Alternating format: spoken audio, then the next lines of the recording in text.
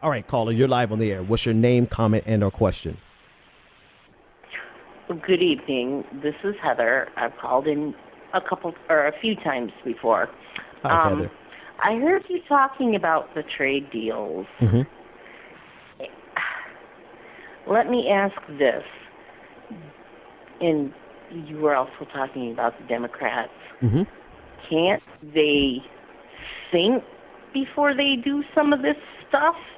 Because shouldn't they be able to remember the last trade deals and how much damage was caused? I mean, I realize it's a stupid thing for me to say, but still, you can't. How shall I say this?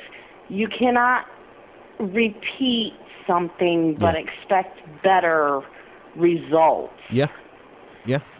I mean, the sad reality is, thanks so much for that call. The sad reality is that NAFTA worked wonders. NAFTA was a great deal for everybody but the American worker. Right? So, they do know exactly what they're doing. They do realize that these trade deals are going to benefit some and hurt others. Their only job is to convince us that the economic prosperity that will be felt and that will be experienced because of these trade deals would be something that was going to benefit the average American. But we as the average American realize that's not the case. But you do not have the average American, or you do not have people with the average American's interest in their hearts in office. You don't have a party whose primary focus, that's it right there. There is no American political party that has the average American interest at heart. Democrats talk a good game, but if they had the average American, and there's an article in the Boston Globe by John Kerry talking about reject isolationism. Reject it. And he's a Secretary of State, right? The modern Secretary of State, and somewhat historically has been there to foster greater ties, particularly economically, with the international community. So, of course, the Secretary of State is going to say reject isolationism. And the problem with that is it's trying to convince us that, we should put the interest of. Let me start here and close here. It's a competition between capital and labor. And not just that, it's also a competition now in a globalized economy between domestic labor and foreign labor. And in that type of equation, domestic labor, you and me working here in the States, we cannot compete with people in Vietnam and people who can work in China, who could work for pennies pennies a day. We can't. And so the average American worker, the labor force, the labor pool here in the United States, we lose. And we have been losing for a long time. That does not mean America loses. That means that a portion of America loses while the economy still grows. The economy is still going to boom. There are going to be jobs created, but they're not going to be jobs that the average American can, one, get, and two, if they do get, it's not going to be something that can help pay their bills. And so there's a competition between capital and labor, and then there's a competition between labor domestically and labor internationally. And domestically, we lose. And so people like John Kerry, who's saying for us to reject isolationism, first of all, it's not an absolute, it's not a dichotomous switch, right? It's not to say that all of a sudden we're going to engage in a trade war and we're going to cut off all international trade, or we're going to force, more precisely, we're going to force all multinational corporations to only hire people in the United States. That we're not talking about those type of draconian moves. What we're talking about is building in some measure some type of security for American labor instead of exposing us fully naked to the globalized economy.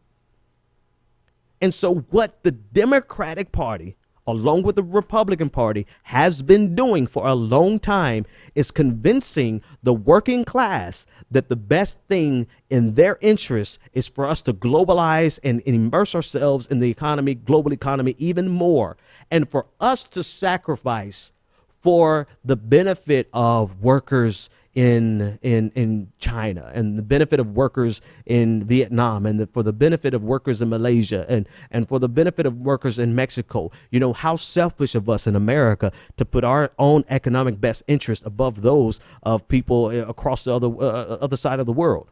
Right. So we're cast as being selfish and isolationist and nationalist, and all the while, the benefits of these trade deals, which they are tremendous economic benefits for these trade deals, are overwhelmingly concentrated at the top. And instead of having any conversation whatsoever about how we could alleviate the damage that's being done to the working class by a more progressive tax code or some policy that could help alleviate the economic burden on the working class, we're told that it's our fault because we just didn't get the right education.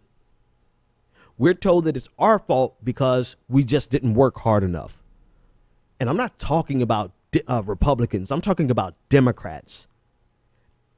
The Democratic Party is being used as a means of and this is not categorical, but this is definitely the establishment. The establishment Democratic Party is being used as a means of satiating the rebellion, of placating, right, the rebellion, of getting us talking about everything except the economic realities, getting us angry about anything but the economic realities.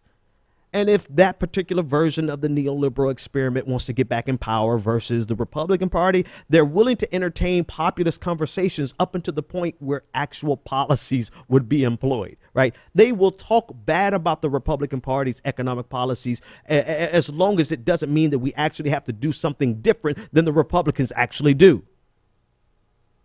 Because if you understand, like the last 25 years has been about Democrats convincing us that they have better economic policies for the working class, all the while they employ the exact same economic policies with maybe 3 percentage points difference on taxes as Republicans, particularly as it relates to international trade.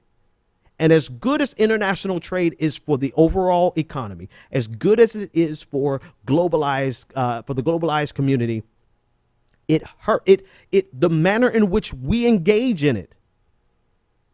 The NAFTA has gutted our communities.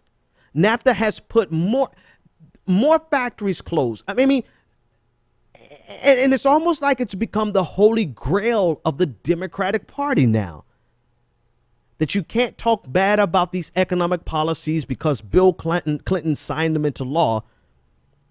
And the reality of it is those policies have been hurting the average American and every Americans, but especially African Americans. They have been hurting us for a very long time. And because of it, we see more and more people needing social safety nets. And at the same exact time, Democrats are gutting the social safety nets.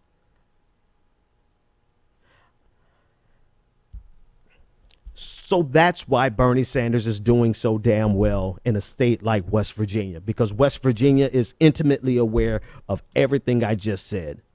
And they are also fully aware that even though Hillary Clinton has said that she would not move forward on the TPP, they know, just like you know, just like I know, that as soon as she's inaugurated, the TPP is as good as done. Folks, I'm out of here. The Benjamin Dixon Show is only possible with listener support. Go to www.thebenjamindixonshow.com to register for our blog, join the Progressive Army, and support The Benjamin Dixon Show. It's Ben Dixon! If you like this episode, be sure to share, like, and subscribe.